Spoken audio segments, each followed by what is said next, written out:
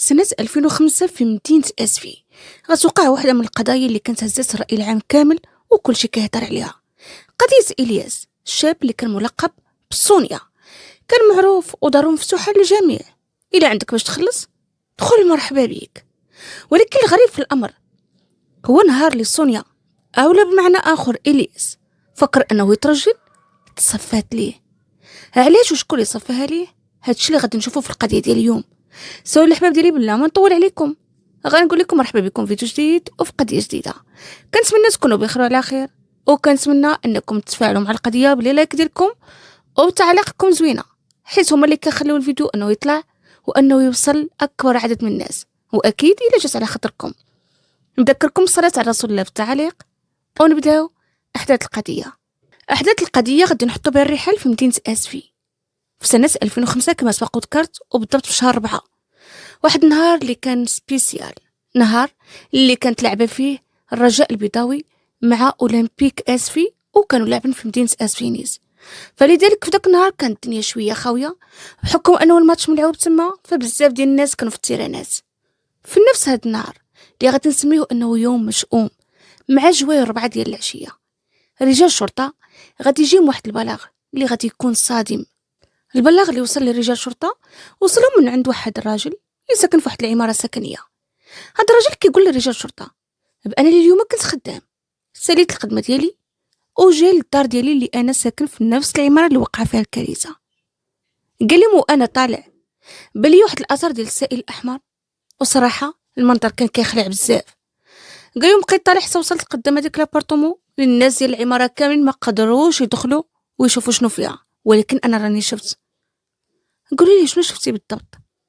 السيد كيقول بانه فاش كان طالع الاثر ديال السائل الاحمر في الدروج كاملين حتى وصل قدام لابارتومون، وتما بانت ليه بانه الباب ديال لابارتومون اصلا مفتوح على الاخر ديالو. خشى راسو بدا كيطل، بغى يكتشف شنو وقع بالضبط وشنو السر ديال هاد السائل الاحمر. قال لهم تما غادي يلقى بانه كاينه ضايه ماشي غير طباعي وصافي. قال لهم داك المنظر اللي شفت الصراحه صدمني بزاف وخلاني نبقى نغوت حتى اللي تجمعوا الناس كامل ديال العماره والسكان ديال الحي، وراه قررنا ان نتصلوا بكم ونعلموكم. رجال الشرطه اكيد ملي كيوصل لهم بلاغ بحال هذا فراه نيشان كتعلم النيابه العامه والفرقه ديال التشخيص القضائي، وكيتوجهوا من نيشان لعين المكان باش يبداو المعاينه. وصلوا رجال الشرطه وهم بدورهم مع غادي يوصلوا قدام باب ديك العماره ويبعدوا داك الحشد ديال الناس اللي كان، وغيبداو طالعين غيشوفوا نفس المنظر. كان اثر كثير بحال شي عفطه ديال السائل الاحمر طالعه حتى لهاديك لابارتومونيت اللي الراجل قال لهم بانها كانت مفتوحه. فعلا دخلوا لديك لابارتومون. منين دخلوا لديك الدار راه وسط الدار حتى هو كان عامر بنفس المنظر. غادي يتبعوا الاثار اللي كان جاي من بيت النعاس، ومن غادي يوصلوا لتما غادي يزيدوا يتصدموا. غيتصدموا من الكميه ديال السائل الاحمر اللي كانت، وغيتصدموا حتى من الوضعيه اللي كان فيها الضحيه. غادي يلقاو قدامهم شاب ولكن كان لابس بيريكا ديال البنات، وزيد عليها لابس واحد الغوب صواري ديال البنات. فهنا الصدمه بانت على المحققين. واش حنا كنهضروا على شاب الوان اولا شي واحد مثلا انتقم منه لبسو هكا ومن بعد تصفاها ليه؟ هذه حاجه مستبعده. فرحنا غالبا كنهضروا على واحد اللي الوان. هاد الشاب هذا اللي هو الضحيه كان طايحه على الوجه ديالو. فرجال الشرطه اولا الفرقه ديال التشخيص القضائي بداو المعاينه، قلبوا الشاب، وهنا غادي تصدموا من الكميه ديال الطعنات اللي كانوا فيه في الصدر ديالو كله مثقب، او بالاحرى الجسم ديالو كامل مثقب. زيد على ذلك كانت فيه واحد جره في العنق ديالو، وهادشي علاش كانت ديك الكميه الكثيره ديال السائل الاحمر. الشاب غالبا في الاواخر ديال العشرينات من العمر ديالو، ماشي شي واحد اللي كبير بزاف، وماشي كنهضروا على واحد شاب اللي باقي صغير. المهم فهاد الوقيته هادي بداو كيحاولوا انهم يهزوا بصمات واي حاجه ممكن تنفعهم في البحث. المحققين وهما كيكملوا البحث في هذيك الدار غادي يردوا البال لواحد لاكارت ناسيونال اللي كانت طايحه تما، اللي اكيد غادي يهزوها باش يعرفوا ديال من ويشوفوا البصمات اللي عليها. زيد على ذلك واحد الحاجه غادي تلفت الانتباه ديالهم، وهي واحد الفرده ديال السبرديله. هاد الفرده ديال السبرديله اللي كانت السميله ديالها من تحت عامره بالسائل الاحمر. ولكن الحاجه اللي كانت غريبه هو انه ما كانش حداها الفرده ديالها نهائيا، كانت فرده وحده. فهنا يبداو كيقولوا واش هذه ديال جاني كان كيعفط في هذاك السائل الاحمر ومن بعد خلى فرده هنايا ومشى غير بفرده وحده، وهذه حاجه مستبعده. المهم بقاو كيقلبوا على خصها في لابارطمون كامله، ولكن للاسف راه ما تلقاتش نهائيا. وبما انهم قلبوا عليها مزيان وما لقاوهاش فقالوا غالبا هذه ديال جاني. احتفظوا بها واحتفظوا بهذيك لاكارت ناسيونال. فهاد الوقيته هادي تصاور الضحيه بالوضعيه اللي تلقى فيها، ونيشان غادي ينقلوا لمستودع الاموات على قبل التشريح. فهنايا المحققين غادي تبدا خدمتهم وغيبدا التحقيق، مع اول شخص اللي كان شاف هاد الكارثه هو الاول. هاد الشاب هذا اللي كان هو اللي اتصل برجال الشرطه في الاول. كان واحد الشاب اللي في العمر ديالو غالبا هذيك 35 سنه، وكان ساكن في نفس العماره. كيقول لرجال الشرطه انا في هاد النهار كنت خدام، خرجت مع 4 د العشيه وجيت توجهت للدار ديالي. قال لي من وصلت قدام باب العماره وبديت طالع كنتفاجئ بهذوك الطباعي ديال السائل الاحمر في الدروج. قال لي استغربت وقلت هادشي منين جاي، وبديت تابع الاثار. قال لي بقيت طالع حتى اللي وصلت قدام هاد لابارطمون اللي هي ديال الياس. قال لهم تما وقفت. هاد لابارطمون ديال الياس يعني هو الضحيه. قال لهم في هاد الوقيته بان لي الباب انه مفتوح، وقلت بلاتي نشوف شنو واقع. وقال لهم ما نكذبش عليكم، دخلت شويه خشيت راسي، بان لي بانه السائل الاحمر كثير بزاف. بقيت كنطل حتى المحس بانه الاثر ديالو جاي من بيت النعاس. صراحه تخلعت، بقيت كنغوت حتى تجمعوا الناس ديال العماره وحتى هما شافوا المنظر من على برا. قال لهم من بعد ما بقيتش قادر انني ندخل لا انا ولا السكان، نيش رجعنا للور وشي قال لشي حتى اللي اتصلنا بكم وهادشي اللي وقع. المحققين في هاد الوقيته بداو كيسولوهم شكون هو هاد الياس، شنو خدمته، هو ساكن مع شي حد. فالناس اولا السكان ديال هذيك العماره اللي كانوا مجموعين قدام الدار ديال الياس بداو كيجاوبوا المحققين، ومنهم هاد الشاب كيقول لهم بانه الياس شاب اللي كان مثلي.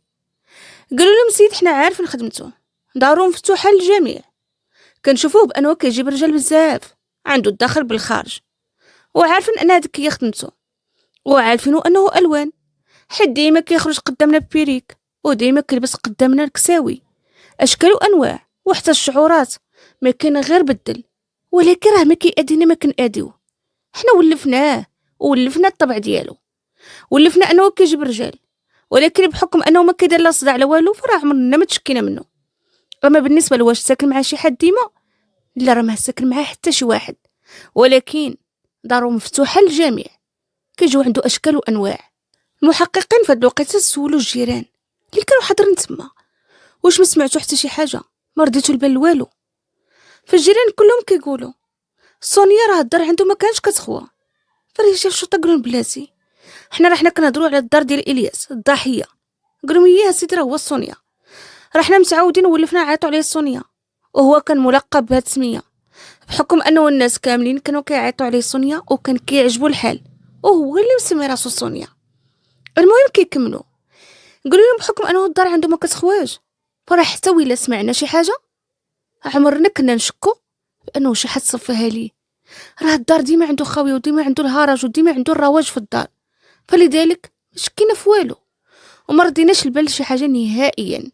المحققين في هاد الوقيته جبدوا هذاك لاكارت ناسيونال لهذوك الناس اللي كانوا حاضرين، قالوا لهم شوفوا لنا في هاد لاكارت ناسيونال مزيان، بما انهم ماشي ديال الضحيه واللي هو الياس ملقب سونيا، فممكن يكون ديال جاني.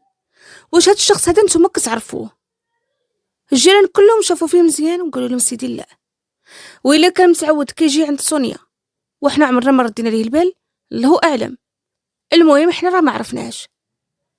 رجال الشرطه في هاد الوقيته خداو المعلومات من عند دوك الناس كاملين وسجلوا الاقوال ديالهم، ولكن للاسف راه ما عطاوهم حتى شي معلومه اللي ممكن تفيدهم، من غير انه الياس واحد الشخص اللي كان مثلي وملقب سونيا، وانه فاتح الدار ديالو بحال شكل دار دعاره، عنده الداخل بالخارج، وانه كيجيب الرجال بزاف. فهنايا رجال الشرطه عرفوا بانها تكون قضيه معقده بحكم انه كيجيو الرجال بزاف في من غادي يشكوا بالضبط، ولكن مع ذلك كان خاصهم ضروري يكملوا البحث وضروري يكملوا التحقيق. في هذا الوقت المحققين فتحوا واحد البحث او التحقيق رسمي في هذه القضيه، وكان عندهم واحد الامل كبير بانه ممكن يلقاو الجاني دغيا، بحكم انهم عندهم واحد لاكارت ناسيونال اللي اكيد راه فيه العنوان وفيه المعلومات ديال مولاه، ومنه يعرفوا اش جاب هذاك لاكارت تما واش طيحوا تما في ديك الوقيته. هذا من جهه، ومن جهه اخرى راه عندنا فرده ديال السبرديله واللي كانت السميله ديالها عامره بالسائل الاحمر، واللي غالبا ماشي ديال سونيا، فممكن انها تكون ديال الجاني. ايوا المهم في هاد الوقيته هادي غادي يتوجهوا نيشان لهداك العنوان اللي عندهم في لاكارت ناسيونال اللي تلقات حدا الضحيه. المحققين في هاد الوقيته توجهوا للعنوان ديال رشيد اللي كانت سميتو في بطاقه الهويه اللي تلقات. وصلوا للعنوان ديالو ودقوا، خرجت عندهم واحد المراه اللي كانت كبيره في العمر. سولوها على رشيد، قالت لهم ولدي ياك لاباس. سولوها رجال الشرطه واش هو كاين في الدار، فالسيده كتقول لهم فعلا ولدي كاين، راه ناعس، شكون نتوما بعدا؟ فهنا رجال الشرطه مني غادي يعلموها بانهم راه رجال الشرطه السيده من الماء برد لها في الركابي، وبدات كتسولهم ياك لاباس. ولدي اللي عمرها دار، ولدي عمره ما دار المشاكل، علاش بغيتوه؟ رجال الشرطه هنا بداو كيطمنوها وقالوا لها لا لا راه ما وقع والو، ولدك بغينا ناخذ غير الاقوال ديالو في واحد القضيه وغادي يرجع لعندك بلا ما تخافي. ولكن مع انهم طمنوها الا انه السيده بقات مخلوعه وكتسول وتعاود ياك لاباس سيدي. فرجال الشرطه قالوا لها لا لا كلمي لينا غير رشيد يهبط عندنا، تهدني ولدك راه ما عنده حتى شي مشكل، حنا بغينا غير ناخذ الاقوال ديالو. مع انه رجال الشرطه في هاد الوقيته راه كانوا شاكين بنسبه 90% بانه ممكن يكون رشيد هو الجاني. رجال الشرطه قالوا اللهم نكلميو السيده، عندك ولدها يسمعنا ويولي منقز من شي سطح اولا هارب. وفعلا من بعد ما كلموها وطمنوها طلعات وفيقات رشيد ولدها. قالت لي تكلم البوليس كيسولو فيك. وفعلا رشيد هبط برجليه عند رجال الشرطه، هبط وهو مكالمي وكيهضر بكل اريحيه. ياك لاباس سيدي؟ قلت امي راكم بوليس، واش بغيتوني في شي حاجه؟ رجال الشرطه استغربوا من ردة الفعل ديالو، جبدوا ليه لاكارت ناسيونال وقالوا ليه واش هذه ديالك؟ رشيد قال لهم اي فعلا هاد لاكارت ناسيونال ديالي، ياك ما كاين باس. قال لهم ما كاين حتى شي مشكل، بغيناك غير تمشي معانا ناخذ الاقوال ديالك وشي حاجه وعاود رجع. ففي هاد الوقيته غادي يزيد يصدموا من ردة الفعل، غيقول ما سيدي مرحبا على الراس والعين. ما كانش شي مقاومه منه نهائيا، ما كانش باين عليه الارتباك وكيبان بانه عادي جدا. واش ممكن يكون هو الجاني وكيتصرف بهاد البرود كامله؟ حاجه اللي كانت مستبعده شويه، ولكن رجال الشرطه كانوا شاكين فيه بزاف، فلذلك داو معاهم رشيد لمركز الشرطه باش انهم يزيدوا يبحثوا معاه. رشيد اول ما وصلوا رجال الشرطه اللي عندهم المركز سولهم، قال ما سيدي بعدا غير يقولوا لي ياك ما كاين باس، علاش جايبيني؟ فرجال الشرطه في هاد الوقيته قالوا لي لقينا لاكارت ناسيونال ديالك في واحد لابارطمون في واحد الدار. قال لهم ومن بعد؟ ايوا قالوا لي من بعد انت واش كتعرف الياس؟ قال لهم الياس كنعرفو، ياك ما كاين باس. قالوا لي واش كتعرف بانه الوان؟ قال لهم عارف بانه الوان، ولكن هذيك راه حياته. قال لهم انا ما كنتاخذش في حياته الخاصه، انا الياس بينو وبينو بيعه وشريه، وراه عييت كنصوني ليه، راه عييت كنصوني وكنعاود باش نكمل معاه الاجراءات، ولكن سيدي راه ما كيجاوبنيش. ياك ما كاين باس بعدا، علاش كتسولوني عليه؟ المحققين في هاد الوقيته غادي يحاولوا انهم يضغطوا على رشيد، مع سولهم ياك لاباس شنو وقع بالضبط. غادي يبداو كيضغطوا عليه بالاسئله. لاكارت ديالك راه تلقات في مسرح جريمه، والياس اللي هو اللي ملقب بسونيا واللي هو الوان راه تلقى مصفيه ليه، علاش صفيتيها لي؟ علاش درتي لي هاد الحاله؟ شنو بينك وبينه؟ رشيد تبلوكا في بلاصتو، رجع له قال لهم بلاتي ايش من مسرح جريمه كتهضروا عليه؟ ايش من صفيتها لي؟ قال لهم انا بيني وبين هادشي حتى شي حاجه. قال لهم انا نعاود لكم بالضبط شنو بيني وبين الياس، انا نعاود لكم كل شيء غير بشويه عليا. واحد من المحققين باغي يزيد يضغط عليه، قال ليه شنو تعاودنا وعاودنا نيشان قلنا علاش صفيتيها ليه؟ فانا رشيد قال له الشيف انا راه ما فراسيش اصلا بانه سيد تقتل ولا مصفيه ليه، ولا انا ما عنديش خبر بهادشي نهائيا. قال لهم انا والياس بينو بيعه وشريه، عاد زيد على هادشي انا الياس ما كنعرفوش شخصيا، قال لهم انا كان عندي واحد الموتور والصديق ديالي اللي الاسم ديالو كريم فراسو انني باغي نبيع الموتور ديالي، وقال لي شوف راه كاين واحد السيد مهتم بهذا النوع ديال الماطر وبانه باغي يشري شي موتور بهذا النوع، اش بان لك الا لقيتك به؟ قال لهم انا باغي نبيع، فاكيد غادي نقول ليه مرحبا على الراس والعين. قال لهم في هاد الوقيته غادي يعلمني كريم صاحبي وغيقول لي هاد السيد هذا اللي باغي يشري الموتور راه ماشي هو هذاك ويقدر يجيك بواحد البيريك اولا بشي كسوه، المهم راه الوان.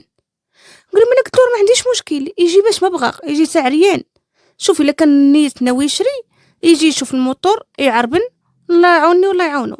قال لهم انا هادشي اللي كنعرف. قال لهم فعلا كريم صاحبي غادي يتصل فعلا بإلياس، غادي يعلمو بانه راه لقى ليه الموتور اللي هو كيقلب عليه، وغيقول ليه راه غادي يعطيني زعما غادي يعطيني النمره ديالو لرشيد وهو يتواصل معاه. قال لهم فعلا عطاني النمره وتواصلت انا مع إلياس ودرت معاه البلاصه اللي نتلاقاو فيها. قال لهم فعلا جا عندي وجا عندي فعلا بنفس المنظر اللي قال لي كريم صاحبي، ولكن انا راه ما عندي فيه السوق، هذيك حياته يدير فيها ما بغى. قال لهم فعلا جا شاف الموتور وجربه وتفاهمت انا وياه. رشيد كيقول لرجال الشرطه نيغوسيت انا والياس في الثمن وتفاهمنا، وحيت هو في ديك الوقيته ما كانش هاز معاه المبلغ كامل عطاني 500 درهم، ولكن حيت هو ما كيعرفنيش شخصيا غير كريم اللي توسط ما بيناتنا قرر انه يدي من عندي لاكارت ناسيونال. قال لي شوف عافاك انا راه ما كنثقش، عطيني لاكارت ناسيونال ديالك غدا نتلاقاو نعطيك فلوسك ولا كارت ناسيونال ديالك تعطيني الموتور. قال لي وانا قلت له مرحبا ما عنديش مشكل، سيد عربني وصافي تفاهمنا، خليت ليه لاكارت ناسيونال. قال لهم انا بيدي عييت كنصوني ليه. قال لي راه الصونيت ما مره ما جوج مع 10 باش نكملوا البيعه والشريه ويعطيني لاكارت ناسيونال ديالي، سيد ما كانش كيجاوبني، وهذا هو السبب علاش بقات لاكارت ديالي عنده. ايوا هي بطبيعه الحال الاقوال ديال رشيد كانت منطقيه، ولكن رجال الشرطه ما يقدروش انهم يتيقوا اي حاجه تقال لهم، كان خاصهم ضروري يجيبوا كريم باش يتاكدوا من الاقوال ديال رشيد. فعلا رشيد في هاد الوقيته عطاهم كاع المعلومات على كريم ومشاو نيشان جابوه. كريم وصلوه وسولوه على الياس الملقب بسونيا. قال لهم ايه يا سيدي كنعرفو. سولوه على رشيد قال لهم ايه يا سيدي صاحبي، ولكن رشيد صاحبي راه ما كيعرفش الياس، راه غير انا اللي توسطت بيناتهم حيت بيناتهم واحد الموضوع اولا بيع او شريه ديال واحد الموتور. قال لهم راه هادشي اللي كاين ياك لاباس. رجال الشرطه في هاد الوقيته نيشان غادي يقولوا لكريم بانه لاكارت ناسيونال ديال رشيد صاحبو راه تلقات في مسرح جريمه واللي هي الدار ديال الياس الملقب سونيا واللي تلقى مصافيه ليه. فهنايا كريم بقى شاد فراسو وقال لهم لا حول ولا قوه الا بالله. قال لهم سيدي راه صاحبي رشيد ما كيعرفش الياس وانا اللي توسطت بيناتهم وكنظن اصلا انهم تفاهموا على البيعه والشريه. قال لهم انا هادشي اللي في راسي. قال لهم حيت انا كنت عارف انه الياس خاصو موتور، وحيت انا كنت كنعرف الياس، وحيت رشيد صاحبي كنت كنعرفو انه باغي يبيع الموتور، داكشي علاش توسطت بيناتهم. رجال الشرطه في هاد الوقيته مني سمعوا الاقوال ديال كريم تاكدوا من الاقوال ديال رشيد وعرفوا بانه ما عندوش علاقه بالقضيه، ولكن غادي يدوروا لكريم وغيقولوا اصلا شنو علاقه كريم بالياس وفين كيعرفوا، واش مثلا يكون من النوع ديال الرجال اللي كيمشيو عنده. المحققين هنا داروا عند كريم قالوا لي اجي نتابع فين كنتي في هاد 3 ايام وشنو العلاقه اللي كتربطك مع الياس وانت عارف الميولات ديالو. فهنا كريم قال لهم لا يطيح علينا شي باطل، انا اصلا في 3 ايام ما كنتش هنا في مدينه اسفي، كنت مسافر، كنت غادي نحضر معاهم في بيعه وشريه. قال لهم انا توسطت ما بيناتهم وجمعت ما بيناتهم غير في التليفون باش انهم يتلاقاو وانهم يتبايعوا ويتشراو مع بعضياتهم حيت انا ما كنتش. قال لهم اما بالنسبه لعلاقتي بسونيا اولا بالياس فراها علاقه اللي هي عاديه بعيده كل البعد على المولات ديالو. الا كانت عنده شبيعه وشريه واحتاجني انا كنت وسط ليه، ولا انا احتاجته شي حاجه كيقضيها ليا. اما داكشي ديالو ديال انه الوان وكيلبس وكيدير هذيك راه حياته انا ما كنتدخلش فيها نهائيا. ولكن اكيد رجال الشرطه كان خاصهم حتى هو يتاكدوا من البرنامج ديالو. فعلا سولوا بحثوا من موراه وتاكدوا بانه فعلا في ديك 3 ايام ما كانش حاضر هو نهائيا في مدينه اسفي. يعني هنا غادي نعرفوا بانه لا كريم ولا رشيد ما عندهمش علاقة بهذه القضية نهائيا. وهذاك الخيط اللي رجال الشرطة كان عندهم فيه أمل بأنهم يوصلهم للجاني، يعني داك لاكارت ناسيونال، فراه تسربوا ما بقاش. المحققين مع أنه الأمل اللي كان عندهم في أنهم يلقاو الجاني على طريقة ديك لاكارت ناسيونال ما بقاش، إلا وأنهم باقي عندهم دليل آخر، واللي هو ديك الفردة ديال السبرديلة. المهم فهاد الوقيسة هادي غادي يقولوا بلاتي هاد الفردة غالبا ديال الجاني، حيت ما لقاوش خسها، فقالوا بلاتي نسولوا المحلات اللي كيبيعوا هاد النوع ديال السبرديلات، حيت كانت من واحد النوع اللي هو خاص، هذاك النوع اللي كنقول انا ديال التشرميل. وقالوا لربما لقاو بانه كاين غير محل ولا جوج اللي كيبيعوا هاد النوع، ويكون عاقل شحال ديال السلعه كيجيب ولمن كيبيعها. على الله هاد البيس هادي توصلنا لشي حاجه. وفعلا بداو كيدوروا كيسولوا في دوك المحلات شكون اللي كيبيع هاد النوع ديال السبرديله، حتى اللي كينعسوا لهم المحل ديال الحاج اللي كان في داك الواد ديال الشعبه، وقالوا لهم بانه الحاج الوحيد اللي كيجيب هاد النوع ديال السبرديله والوحيد اللي كيبيعها. الحمد لله فات الوقيته فرحوا، حيت على الاقل عندهم محل واحد ماشي بزاف ديال المحلات، وعلى الله يكون غير عارف الكليان ديالو. المهم توجهوا عند الحاج نيشان وبداو كيسولوا على داك النوع ديال السبرديله. المحققين جاوا للحاج من الاخر وقالوا لي عافاك شوف هاد السبرديله مزيان، قالوا لنا بانك انت اللي كتبيعها. الحاج شد ديك السبرديله في يدو كيشوف فيها. رجال الشرطه قالوا ليه شوف السبرديله كتبان باقا جديده، وهاد السبرديله راه حنا لقيناها في مسرح جريمه وما لقيناش الفرده خسها، فراه غالبا الجاني هو مولاها. فعافاك تفكر لينا ضروري شكون اللي شرى من عندك هاد السبرديله بالضبط، وتفكر مزيان وعاد جاوبنا. الحاج بقى كيشوف هذيك السبرديله ويقول لهم فعلا شي هاد الماركه هادي انا الوحيد اللي كان داخله هنا للمدينه، والصراحه راني جبت منها كميه اللي قليله بزاف، وراه يلا بعت منها جوجات. فهنا رجال الشرطه تنفسوا الصعداء وقالوا الحمد لله. واخيرا المحققين سولوا الحاج واش انت عاقل على هاد جوج ديال الاشخاص اللي شراو من عندك هاد النوع ديال السبرديله؟ وقال لهم سيدي اش غنقول لكم، كتشوفوا في المحل اللهم بارك الداخل بالخارج المحل عندي ديما عامر، فلذلك راه عقلت غير على واحد بحكم انه خدام عند الصديق ديالي وحيت كنشوفو بزاف. اما الشخص الثاني فراه ما نقدرش حتى نوصفو لكم حيت ما بقيتش عاقل على الملامح ديالو اولا عليه نهائيا. فانا رجال الشرطه قالوا ليه واخا وصف لينا غير الشخص الثاني. بدا كيوصف لهم وقال لهم سيدي الا بغيتو راه نوريكم الصديق ديالي فين عنده المحل، وهذا الولد هذا راه خدام معاه، راه كيكون معاه ديما وساكن تقريبا حتى المحل ديال الصديق ديالي. انا بحكم ما انه خدام مع صاحبي فراه كنشوفو بزاف، داكشي علاش بقيت عاقل عليه. رجال الشرطه قالوا ليه مرحبا ورينا المحل ديال صاحبك فين كاين. الحاج كيقول لهم بانه هذا المحل هذا ديال صاحبي راه كيصلح فيه ثلاجات ماكين الصابون تلفازات وعنده محل اللي هو كبير بزاف. بقى كينعت لهم وكيوصف لهم فين جهه غادي يلقاو المحل ديالو. المهم نعت لهم حتى المواصفات ديال الشاب، قال لهم هذا الشاب هذا اللي خدام عند صديق ديالي واللي هو الكليان اللي شرى من عندي سبرديله راه الاسم ديالو منير، فين ساكن انا ما عارفش، المهم راه قريب المحل، والعمر ديالو كيبان باقي صغير، غيكون ما بين ديك 24 حتى ل 25 سنه. المهم في هاد الوقيته رجال الشرطه غادي يتوجهوا لعند المحل ديال الصديق ديال الحاج. غادي يوصلوا تما وغيلقاو فعلا الصديق ديال الحاج هو اللي كاين ديك الوقيته اولا ديك الساعه في المحل. غادي يسولوه على الولاد اللي خدام من عنده. فهنا الصديق ديال الحاج كيقول لهم على من كتسولوا سيدي بالضبط باش نقدر نفيدكم، راه عندي مزيان ديال الدراري وكل مره كيخدم واحد ويمشي، بعد مره راه شي وحدين مداومين معايا ديما، غيقولوا لي على من كتسولوا بالضبط. فهنا رجال الشرطه غادي يجيو من الاخر وغيقولوا ليه كنسولوا على منير. هاد الصديق ديال الحاج اولا صاحب المحل استغرب بقى ساكت. رجال الشرطه قالوا ليه ياك لاباس، قال سيدي دابا هاد منير اللي كتسولوا عليه راه انا بيدي كنقلب عليه السيمانه هادي. قال لهم الدري غبر السيمانه هادي حتى الخلصه ديالو باقي ما جاش داها. فهنا رجال الشرطه من سمعوا بانه منير غبر السيمانه هادي وهي نفس الوقيته اللي وقعت فيها الجريمه، فقالوا ربما وصلنا لراس الخيط وربما هذا هو الشخص اللي كنقلبوا عليه.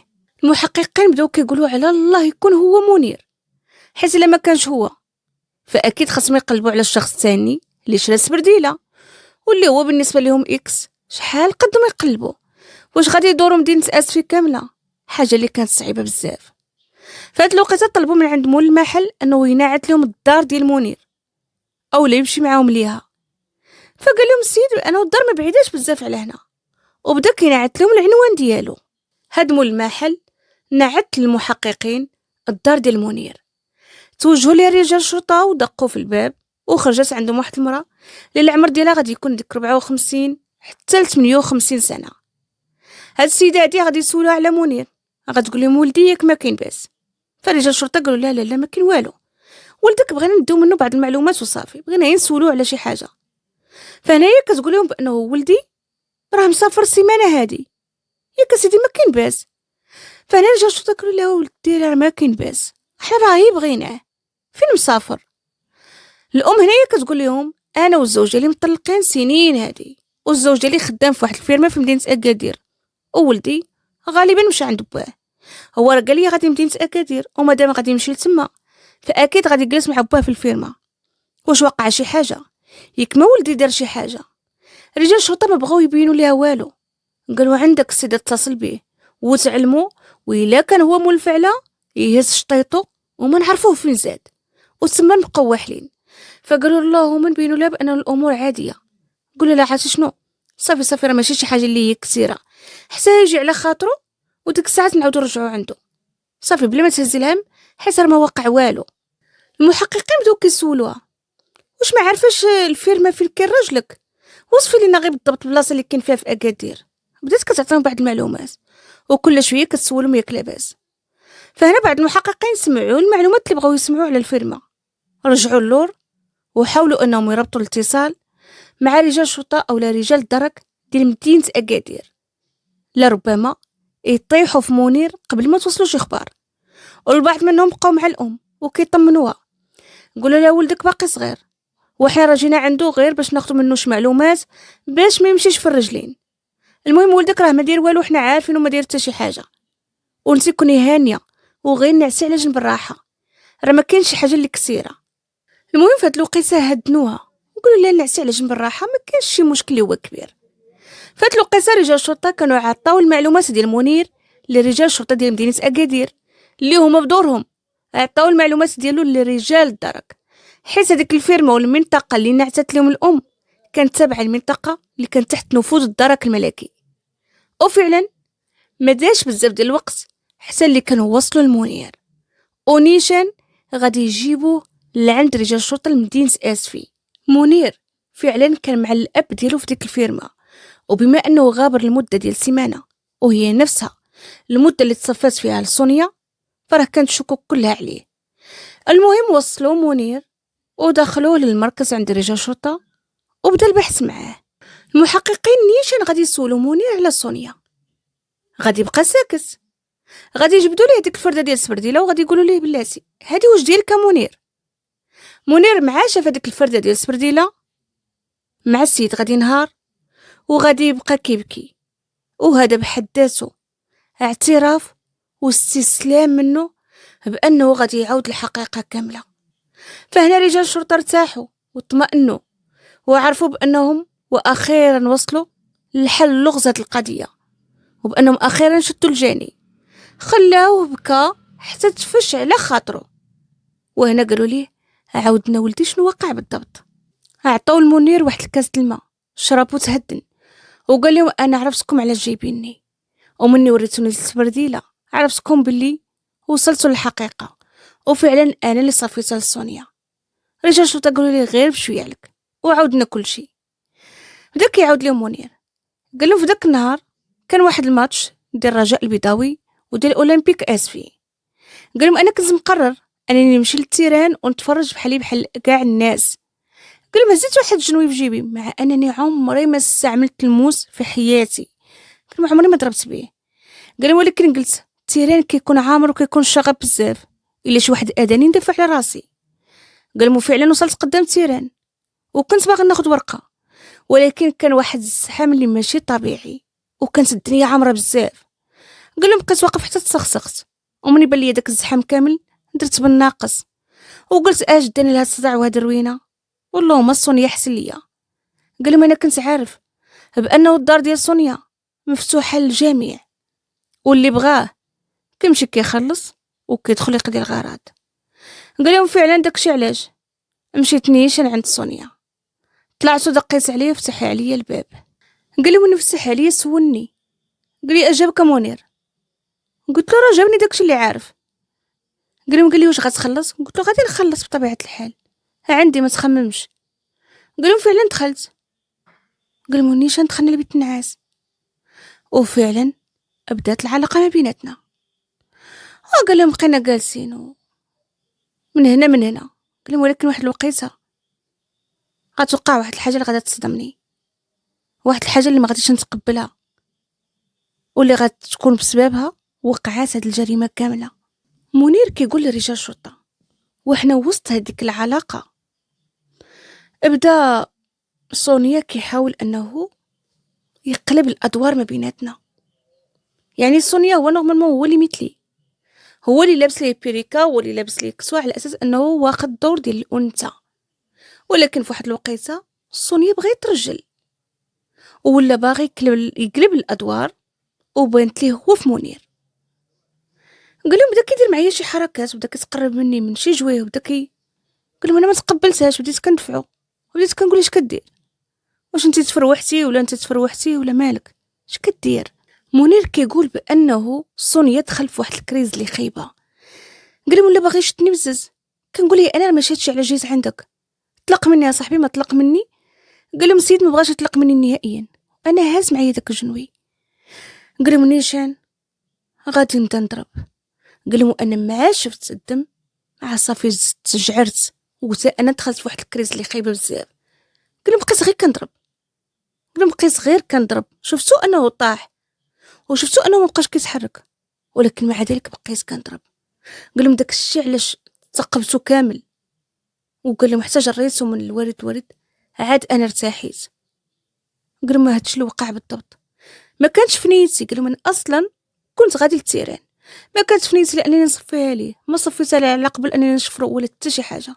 قال لهم هادشي اللي وقع ما بيناتنا بالضبط. منير كيقول بقيت هكاك حتى اللي حسيت براسي بانني عييت وتهديت، وعاد عرفت راسي شنو درت. قال لهم ديك الخلعه خليت السبرديله من مورايا وهربت غير بوحدها. قال لهم نيشان وصلت للدار رحت ديك السبرديله في واحد الخلا، ونيشان قلت لهم غادي نسافر غادي نمشي عند با، وطلعت لمدينه اكادير للفيرما عند با وجلست عنده. المهم كانوا هادو هما الاعترافات ديال منير، اللي من بعد الاعترافات ديالو غادي يدوه لتمثيل الجريمه. من موراها المحاكمه. منير كان في العمر ديالو 22 سنه وغادي يتحكم ب30 سنه سجن نافذه. بسبب شنو؟ بسبب لحظه ديال الغريزه اللي ممكن تكون 3 دقائق 10 15 20 دقيقه الماكسيموم، وغتحيد 30 عام سجن نافذه وهو في عمره 22 عام غادي يخرج على 52 سنه. قدر الله وما شاء فعل. هادو كانوا هما الاحداث ديال القضيه ديال اليوم اللي اكيد غادي نبغي الراي ديالكم فيها، ونبغي تعليقكم، ونبغي نشوف نتوما شنو بالكم في هاد القضيه. ساو بلا ما نزيد نطول غنقول لكم بانه القضيه ديال اليوم سالات. ان شاء الله نشوفكم في قضيه اخرى. استودعكم الله الذي لا تضيع ودائعه. الله يسرنا ويسركم وشر الخلق. ليلكم سعيد، أمسيتكم سعيدة، وحياتكم سعيدة. السلام عليكم.